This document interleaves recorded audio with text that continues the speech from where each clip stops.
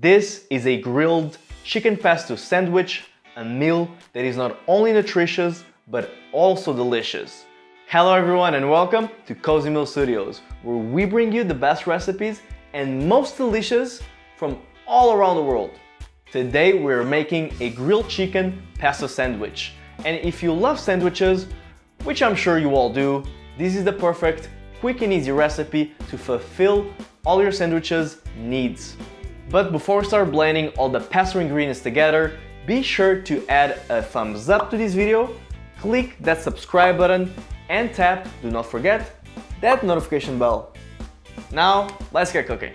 Starting off, we're going to prepare the pesto sauce. So let's preheat the oven to 350 degrees and place 1/4 cup of pine nuts on a baking sheet. Then roast them in the oven until toasted, which should take about 6 to 8 minutes, and then let them cool slightly. Once they have cooled off, add them in the bowl of a food processor or a jar of a high-speed blender and drop 2 garlic cloves, 1/2 cup of Parmesan cheese, and 1 teaspoon of salt. Then blend until a fine mixture forms. Add 3 cups of loosely packed basil leaves and 1 teaspoon of lemon juice, and process again on medium. Then slowly blend in 1/2 cup of extra virgin olive oil in a steady stream until the mixture is fully emulsified.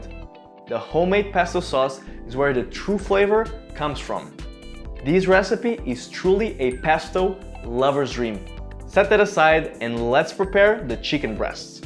Let's cut them into 6-ounce cutlet and season with salt and pepper to taste. Then grill the chicken breasts on a stovetop or an outside grill until the internal temperature is at least 165 degrees. You can also pan-sear the chicken if a grill is not available. Now it's time to assemble our pesto heaven sandwich. Let's spread the pesto sauce onto each slice of focaccia bread and place the grilled chicken on the bottom slice. Add 6 ounces of sliced thin mozzarella cheese, roasted red bell pepper, 1/2 cup of fresh spinach, and close the sandwich with the top slice. Then finish by lightly brushing both sides of the sandwich with olive oil and heating it using either a panini press or a sauté pan until the cheese slightly melts.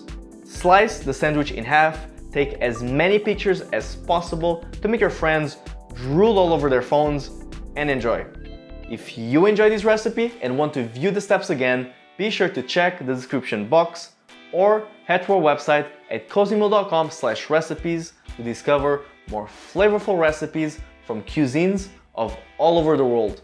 If you have not already, please help us grow the channel by leaving a beautiful like on this video and clicking that subscribe button.